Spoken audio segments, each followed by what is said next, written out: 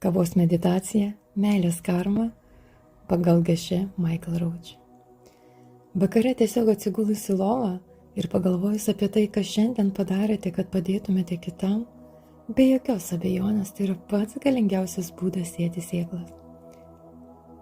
Jei norite sužinoti, kokį slaptą ginklą panaudojau kurdamas kelių milijonų vertės įmonę, tai ir yra kavos meditacija. Taip, būtent jie. Atrodo per daug paprasta. Manote, kad turite daugiau kentėti, kad pasiektumėte didesnius gyvenimo tikslus? Tačiau tai nėra tiesa.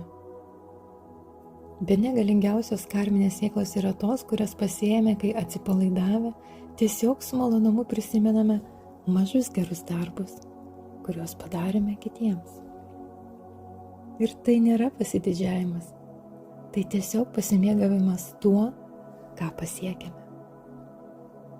Ne vienas iš mūsų nesame tobulas, bet ir ne vienas nesame beviltiškai blogietis.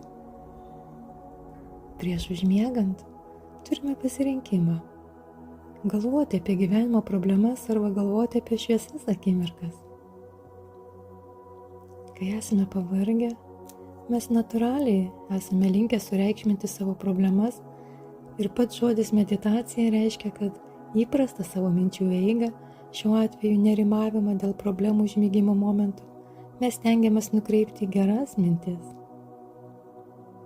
Būtent toks ir yra meditacijos tikslas – sugebėti valdyti savo minčių srautą.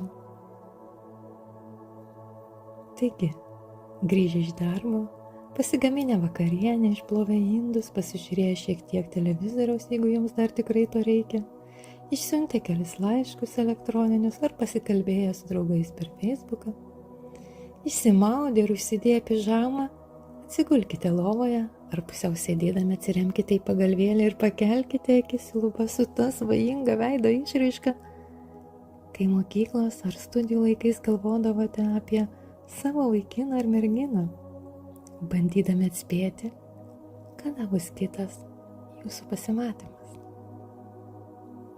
Gali pasirodyti keista, bet tos svajonės buvo labai artimos meditacijai. Nemanykite, kad būtina sėdėti jogos pozoje sukryžiavus kojas, kad pasiektumėte savo sąmoningumo gylį. Vakare užtenka maloniai atsipalaiduoti ir tada tiesiog pradėti kavos meditaciją. Kam šiandien ir kaip bandžiau padėti.